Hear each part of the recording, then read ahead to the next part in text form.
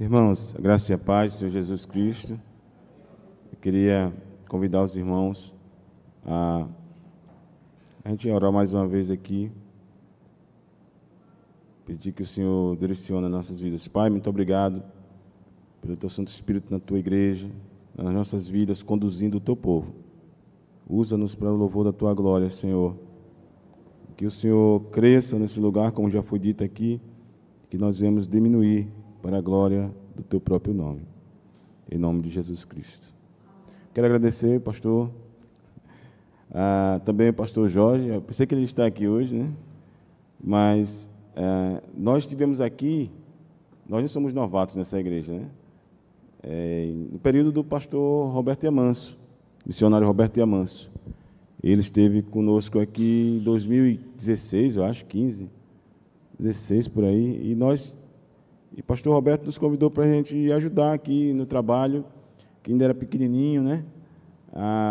Não tinha essa estrutura que nós temos hoje.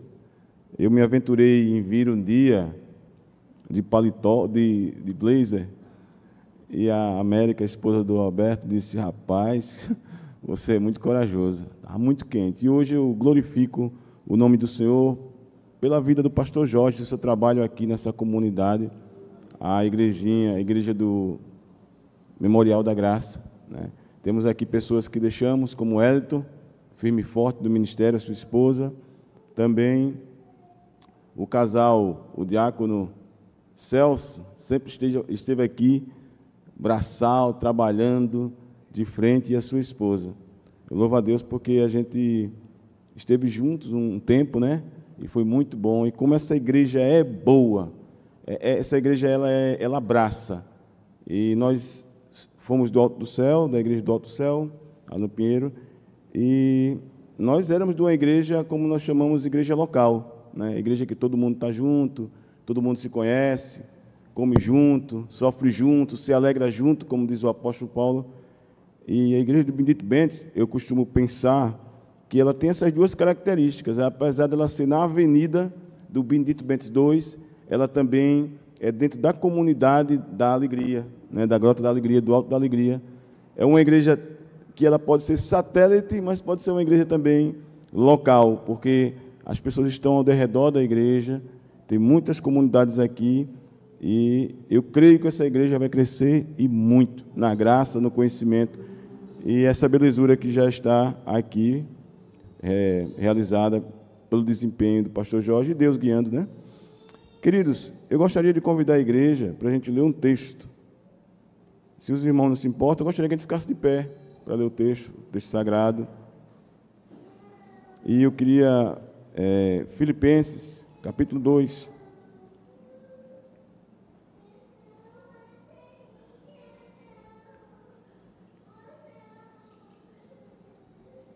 Esperar que a igreja encontre. Filipenses, capítulo 2. Nós vamos ler a perícope toda, mas nós vamos dar ênfase a partir do versículo 6. Todo mundo encontrou? Amém? Se há, portanto, qualquer consolo em Cristo, estou lendo na NVI, tá? Mas a gente pode ler naquela linha, pastor. Você pode começar no primeiro.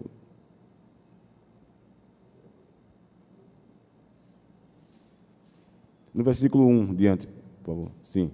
Portanto, se há algum encorajamento em Cristo, se há algum consolo de amor, se há alguma comunhão no Espírito, se há alguma afeição e compaixão, completem a minha alegria. Pode, igreja? Por favor.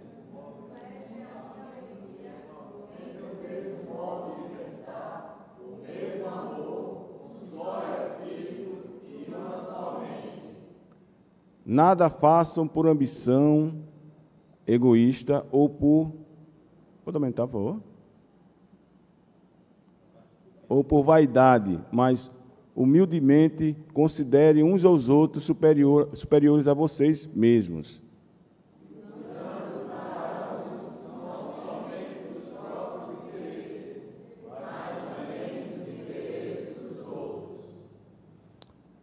Sejam do modo de pensar de vocês o mesmo de Cristo.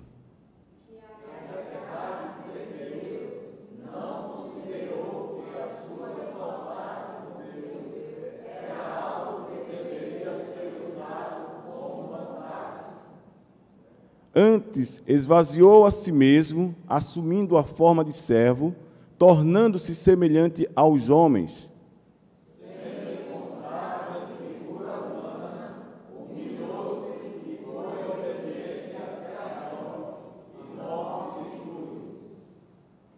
Por isso, Deus o exaltou à mais alta posição e lhe deu o nome que está acima de todo nome.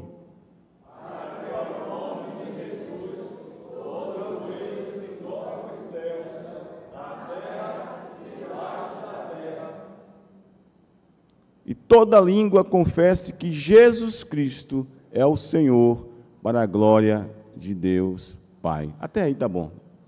Amém? Poder sentar, igreja, poder sentar.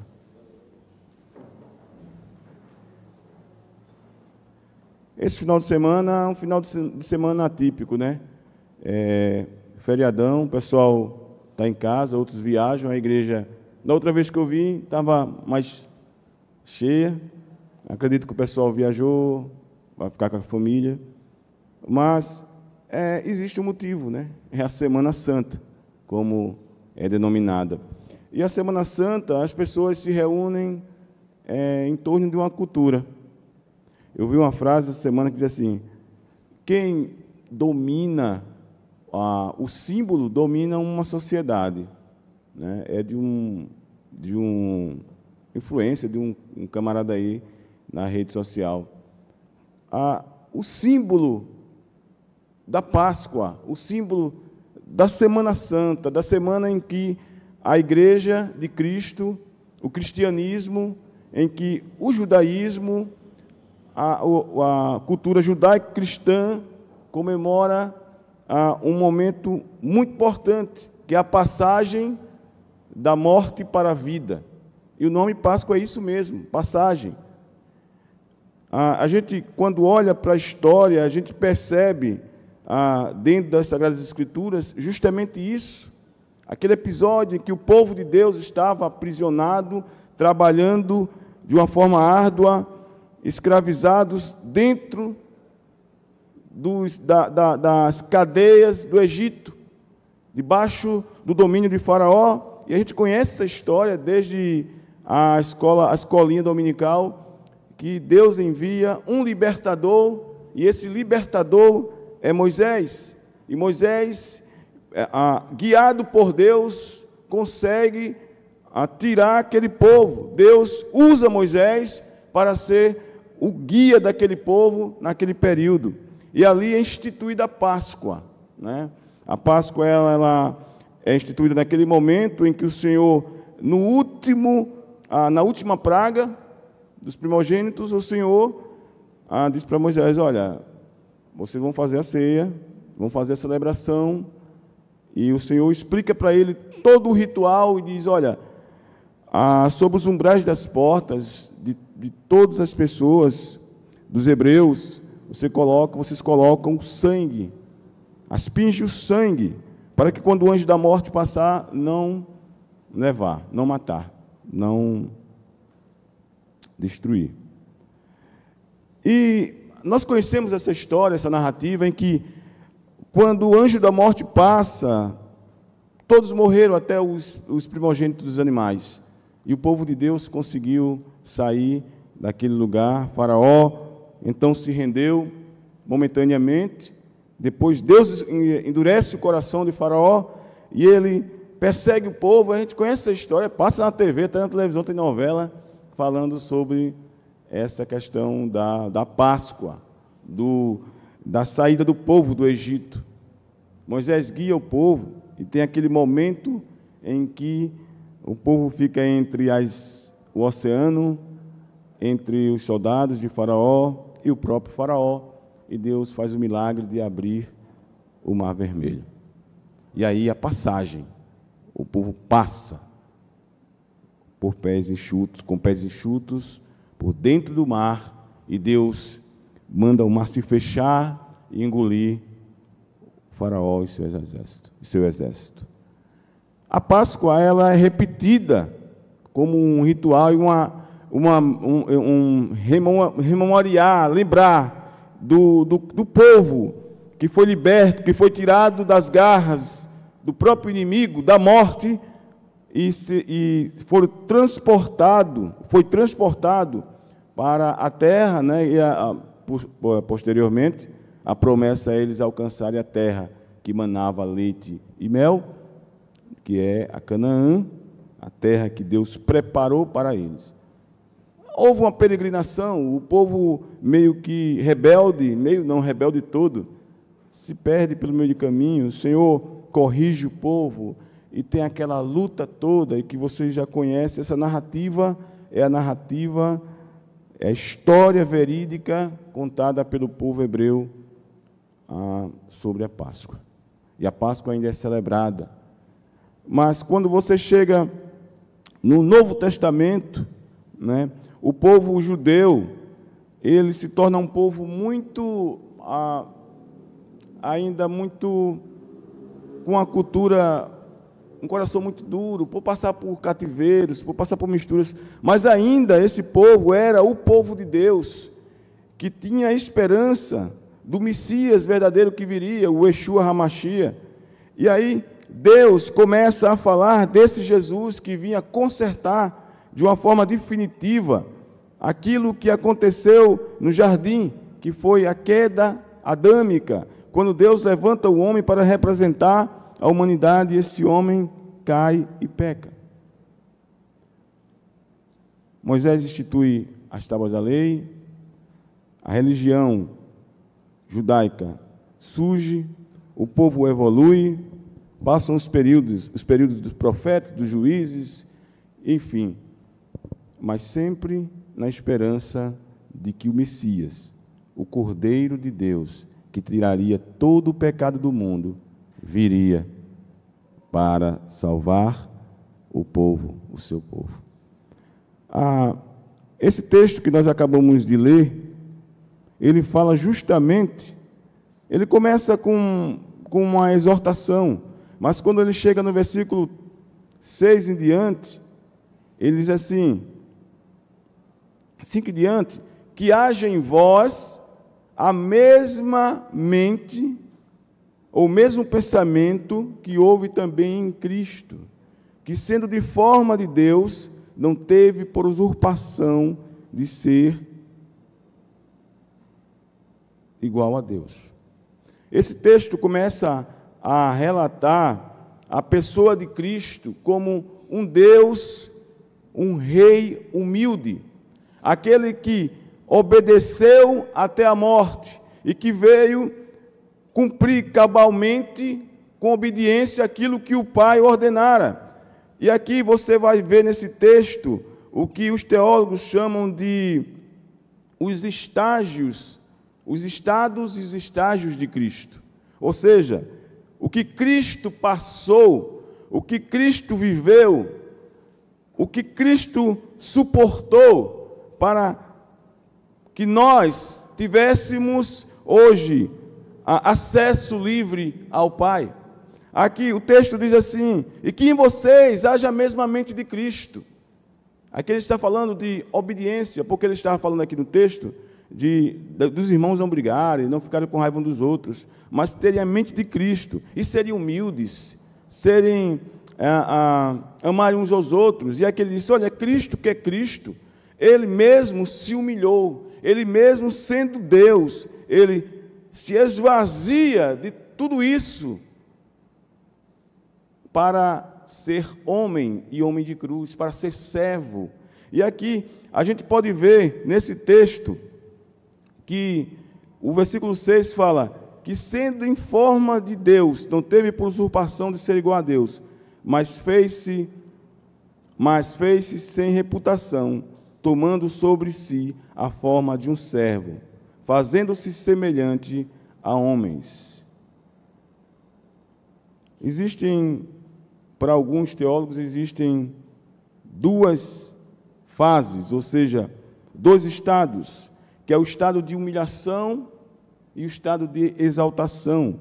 Mas para outros, ainda existe aqui o estado de pré-existência, porque o texto fala aqui, e sendo em forma de Deus, não usurpou, não teve por usurpação, não se valeu disso, usando um termo mais comum, ele não teve por usurpação ser igual a Deus, mas a si mesmo se esvaziou. E aqui a gente percebe que ele começa a falar sobre a teologia da kenosis, que é um termo que fala sobre esvaziamento, que algumas pessoas confundem que Jesus se esvaziou de uma tal forma que era só homem. Há uns teólogos no começo do século que começam a falar disso, que este homem, Jesus Cristo, ele era apenas homem, mas o texto diz aqui que ele adquiriu a forma humana. O termo aqui não é se esvaziar de abandonar de ser Deus, ele era 100% Deus e era 100% homem. E esse Deus, ele já existia. No Gênesis, quando o primeiro texto da Bíblia, quando fala que a terra era sem forma e vazia, quando Deus criou tudo, o termo lá era Elohim, era um termo plural, ou seja, quando Deus cria as coisas, estava no princípio Jesus. É por isso que quando o próprio João diz, e no princípio ele era o Verbo, e o Verbo era Deus, e ele estava com Deus. Ou seja, Jesus pré-existe, Jesus existe antes de todas as coisas, Jesus, ele estava com o Pai. Isso é uma pequena forma de entender a Trindade, que quando ele criou o mundo, criou as coisas que existem no mundo, Deus, o Pai e o Espírito estavam juntos, na mesma essência. Três são as pessoas, mas existe apenas um Deus, que é o Pai, o Filho e o Espírito Santo. E aqui Jesus, ele está com o Pai criando todas as coisas, e João disse, e tudo que foi criado sem ele não existiria. Ou seja, Jesus é o Criador, junto com o Pai e com o Espírito. Jesus é pré-existente. Jesus não surge ali, como propõe a cultura, nasce de uma mulher, ele surge ali em Belém, ele não surge ali na história, Jesus já existia. Jesus está no Antigo Testamento, o que chamam de teofania, cristofania. Jesus está em todo o tempo. Se você explorar a Bíblia ali, Jesus aparece em vários lugares. Há um estudo sobre isso. Dizem que ele é o quarto homem da fornalha. Existem outros termos, aquele homem que lutou com Jacó. Existem várias formas de entender que Jesus estava no Antigo Testamento com o Pai e com o Espírito. Ele é autoexistente. Jesus não nasce como propõe a cultura, coitadinho, ali, pobrezinho, nasce inocente. Sim, precisou ele se esvaziar da forma divina, aliás, adquirir a forma humana e viver de uma forma divina e humana e morrer como homem na terra. A questão é que Jesus, quando nasce no ventre de uma mulher simples, ele nasce sem pecado algum, porque ele é concebido pelo Espírito Santo, quando o anjo dá um aviso a Maria, para que ali se entenda que Jesus não nasceu por uma fecundação comum, como os de nós, que somos pecadores. Quando nós nascemos, já dizia a Davi, minha mãe me concebeu em pecado. Eu nasci de uma mãe pecadora, eu sou pecador. Você nasceu de um pai pecador, é pecador. Jesus foi concebido pelo Espírito Santo e nele não havia pecado algum. E só ele poderia aniquilar o pecado de forma definitiva. Ele era o Cordeiro, ele é o Cordeiro, foi o Cordeiro pascal, que morreu naquela cruz por mim e por você. Só só Ele podia ser imolado e pagar o preço do pecado, porque a Bíblia diz que o salário do pecado é a morte, mas o dom gratuito de Deus é a vida eterna. O Cordeiro já existia, Jesus já existia no trono com o Pai, criando, fazendo as coisas acontecer. Jesus estava na história, Jesus estava cuidando do seu povo desde aquela época, ele já existia. Ele não surge na história de sopetão. Ele não é uma criança tola, como as pessoas pensam na cultura por aí. Jesus surge, nasce de uma mulher, e ele nasce como uma missão. Ele não usurpou a condição de ser igual a Deus. Ele adquire a forma humana. E esse é o primeiro estágio da sua vida, o seu nascimento. Quando ele nasce, a sua encarnação, é o que o próprio João usa, fala, que ele era o verbo que estava desde o princípio. E esse verbo se manifesta na terra. Ele nasce ali, naquele vilarejo. E Jesus, quando nasce, e nesse processo aqui, nesse estágio de encarnação, Jesus nasce num lugar simples e já começa a ser perseguido, há um censo. Jesus não veio para fazer turismo na terra.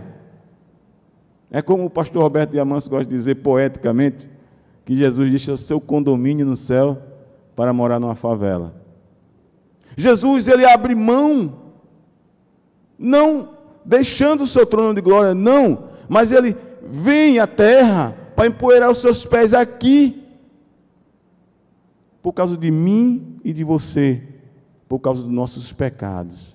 Ele se torna homem como eu e como você, para pagar a nossa dívida. Jesus, ele encarna, Jesus sofre, e o sofrimento de Jesus foi o seu segundo estágio. Jesus passa a luta, e quando ele foge, quando os seus pais fogem, não se fala mais em Jesus, a não ser quando ele tinha 12 anos, ali naquele momento em que os pais pedem Jesus, e ele disse: eu estou tratando das coisas de meu pai. A infância de Jesus, ela é um pouco omitida. Alguns tentam explorar, alguns os estudiosos, mas Jesus ali vive como uma criança comum, e não se sabe. Mas Jesus, desde o início da sua encarnação, quando ele é encarnado, ele começa a sofrer perseguição, por isso que ele sai daquele lugar e vai morar em outro lugar. Outros dizem que é Alexandria, que ele passou a sua infância, enfim. Outros dizem que é Nazaré, enfim. Jesus passa esse sofrimento de ser perseguido desde criança e passa para um novo estágio. Quando ele chega à sua idade adulta, em que o pai fala com ele, naquela festa de Caná, que ele faz o primeiro milagre, foi o pai, não foi a mãe. Que a mãe disse: faça o que ele mandar. Ela se coloca ali na condição também de serva. Faça o que ele mandar. E aí, Jesus faz o primeiro milagre. O batismo de Jesus também é uma evidência ali, pública.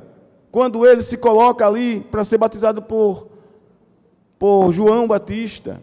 E aí Jesus vai aparecendo publicamente, seu ministério vai aparecendo publicamente, Jesus vai assumindo o seu ministério. O que Isaías dizia, e que ele leu o rolo no templo, na sinagoga, que o Espírito do Senhor está sobre mim, para pregar as boas novas de salvação, para dar vista aos cegos, para curar os coxos. Jesus surge aqui agora como a mensagem e o mensageiro. Quando ele fecha o rolo, ele diz: olha, aqui, nesse momento, se cumpre uma profecia. Jesus é a mensagem e é o mensageiro. Ele começa a recrutar 12 homens ali, simples, pescadores, iletrados, e levanta um líder, mais iletrado ainda, um homem de capacidade, porém um homem bruto, que é Pedro.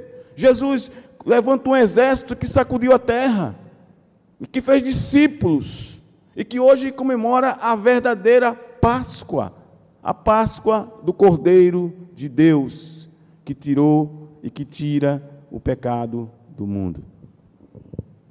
Jesus passa por esses estágios no seu estado de humilhação. Mas o pior, entre aspas, dos sofrimentos, Jesus sofre na cruz do Calvário. Jesus prega o Evangelho. E ele se reúne com os seus discípulos, passa um período com eles, ensina a eles. E quando Jesus está próximo de ir embora, no capítulo 14 de João, João registra isso. Ele diz para aqueles homens, começa a se despedir.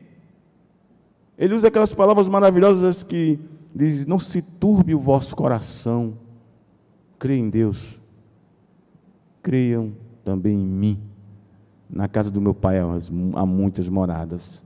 Se não fosse assim, eu não teria dito para vocês: eu vou preparar a morada e vou voltar para buscar vocês, traduzindo numa linguagem bem simples, para que vocês estejam comigo para sempre. Jesus é o Cordeiro, e ali como Cordeiro ele é levado aos seus algozes, e você conhece essa história. Final de semana, aí o pessoal faz teatro ao ar livre. A Arapiraca tem o mais famoso, né? Nova Jerusalém. Quando eu era criança, quando eu via aquela malvadeza que fazia com Jesus, eu pensava: rapaz, ninguém vai entrar aí e impedir, como se o exército romano fosse pouca coisa, né? Ninguém vai entrar aí e tirar Jesus daí, não é possível. Jesus é um cara tão bom, uma pessoa tão boa, e as pessoas vão permitir que esses soldados matem ele. Rapaz, que absurdo. Eu assisti a Paixão de Cristo com esse pensamento de Pedro, né? Que Pedro dizia: olha, tu és o Cristo, o Filho do Deus vivo. Aí Jesus dizia para ele: Pedro, não foi carne nem sangue que te revelou, foi o próprio Deus. Logo mais no rodapé, Jesus falando da sua morte, e Pedro diz assim: não, eu não vou deixar você morrer. Jesus disse: sai para lá, Satanás. Como é que um homem desse pode ser a pedra angular da igreja? Se ora ele disse que tu és o Cristo, outro ele fala pela boca de Satanás. E eu pensava como Pedro, dizia assim: meu Deus, ninguém vai impedir isso. Outro dia eu assisti no YouTube essas Paixões de Cristo de rua, né? No YouTube. Aí quando o soldado, não sei se você já viu isso, quando o soldado estava perfurando Jesus da cena, aí um rapaz se levantou da plateia com um capacete, rapaz, mas arrebentou, coitado do ator. Eu digo, era justamente esse pensamento que eu tinha, de pegar aqueles camaradas. Mas Jesus, ele não foi assassinado por aqueles camaradas, não foi o exército romano que matou Jesus, não foram aquelas forças, aquelas armas que mataram Jesus, não foi um império. Quem matou Jesus fomos nós, fomos os nossos pecados. Jesus poderia, como ele mesmo falou, mandar uma legião de anjos para vir e protegê-lo, mas ele tinha uma missão. Ele era o Cordeiro de Deus, ele abriu mão da sua glória para morrer no meu lugar e no seu lugar. Por isso que ele desceu do seu trono, empoeirou seus pés aqui e morreu por mim e por você. Jesus não foi assassinado, Jesus se entregou por obediência ao Pai, para aplacar de vez e trazer justiça, e nos justificar no tribunal de Deus, e anular a nossa sentença.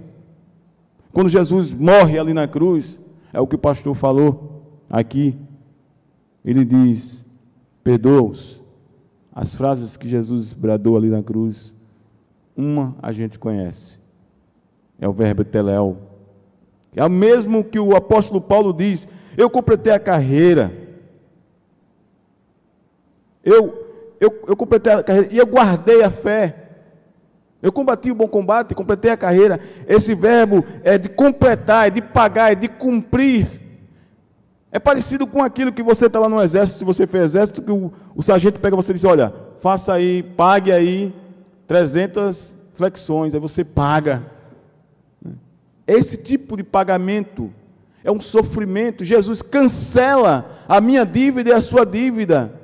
Alguns dizem que essa palavra também estava lá nas prisões, quando o homem ele era sentenciado e quando ele estava, quando ele ia ser liberto, colocava uma placa com o nome Tetelestai, já está pago, já cumpriu a sentença. Quando Jesus brada na cruz, está consumado, Tetelestai, ele cancela, ele assume, o Cordeiro leva para si a minha e a sua condenação.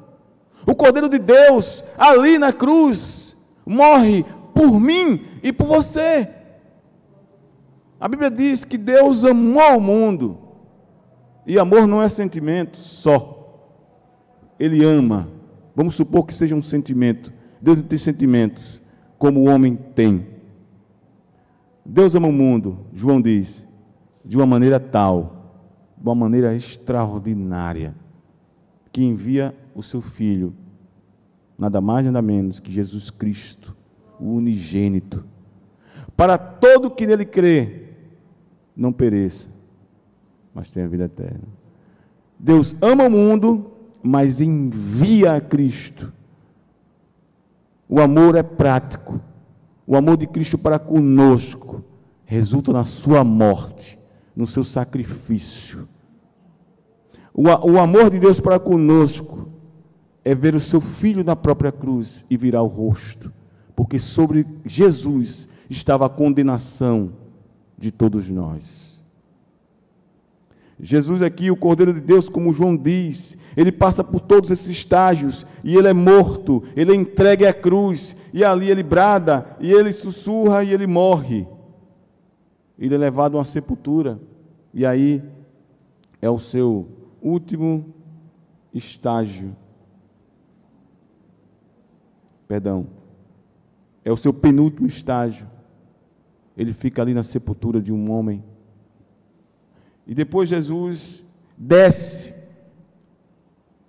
como alguns falam, aos infernos. Berkoff diz que não é necessariamente o inferno, na sua teologia sistemática. Ele diz que quando a pessoa morre, ela já desce os lugares mais baixos da terra.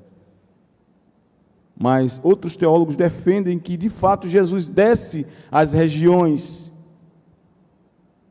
E Pedro defende que ele vai lá mesmo e esbofeteia Satanás.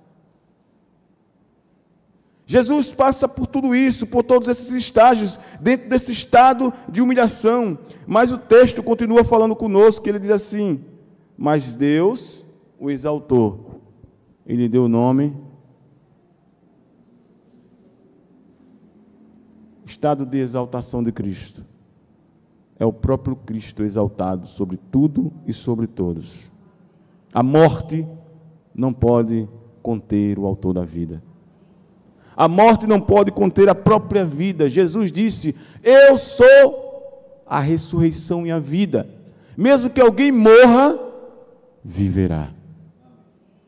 Jesus está vivo, e a nossa Páscoa é justamente essa trajetória histórica que eu falei aqui, teológica, que Jesus, ele é o Cordeiro de Deus, que ele abre mão da sua glória, e que ele não usurpa a condição de ser igual a Deus, mas ele mesmo se esvazia, ele mesmo obedece ao Pai, ele mesmo se entrega, voluntariamente. Ninguém o matou, ninguém o assassinou, ninguém planejou, sem que o Pai primeiro tenha arquitetado tudo. Deus é soberano, e foi Ele que preparou todas as coisas para que eu e você fôssemos perdoados, e que os nossos pecados fossem cancelados e lançados no mar do esquecimento.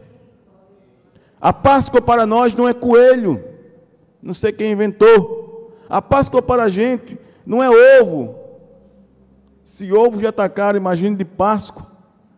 A Páscoa para nós não é uma cultura de uma celebração do final de semana de tomar vinhos, se reunir com a família, sim, mas para celebrar aquele que vive e que reina para todo sempre. No estágio de exaltação, Cristo ressurge. Ele aparece para uma mulher essa que Ele mesmo curou. que Ele mesmo libertou. Maria vai ao túmulo de manhã, e ao chegar lá, algumas pessoas já estavam frustradas, achando que a ideia desse Cristo pobre, que não entrou na história daquela sociedade como um libertador rico, como um rei, mas ele adentrou em Jerusalém na sua entrada triunfal em um jumentinho, por seguidores pobres. Jesus poderia ter vindo rico, como um rei, como assim se esperava na mente judaica. Jesus vem como uma pessoa simples. O nosso rei é humilde, ele contraria toda a expectativa daqueles homens, daquela religião. Jesus vem, entra naquela cidade triunfal, é a sua passagem, e eles começam a dizer: Hosana, Hosana nas alturas. Aquelas mesmas bocas que disseram isso, gritou na sua condenação: crucificam. Mas mesmo assim, Jesus disse: perdoa-os, Pai, pois não sabem o que fazem. Jesus perdoou a cada um daqueles que estavam naquela cena, porque aquilo era necessário. Até o próprio negar de Pedro era necessário. Até o próprio entregar de Judas Iscariote era necessário. Era preciso que o Filho do Homem morresse. Era preciso que o Filho do Homem se entregasse. Era preciso que tudo aquilo acontecesse para que nós hoje celebrássemos a verdadeira Páscoa, a Páscoa do Cordeiro que ressurgiu.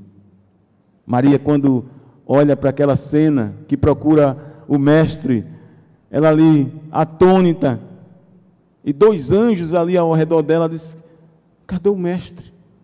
Achando estar falando com uma pessoa comum, com um jardineiro. Jesus surge e diz assim: Maria. Maria olha para Jesus e diz: Rabone, que significa meu mestre.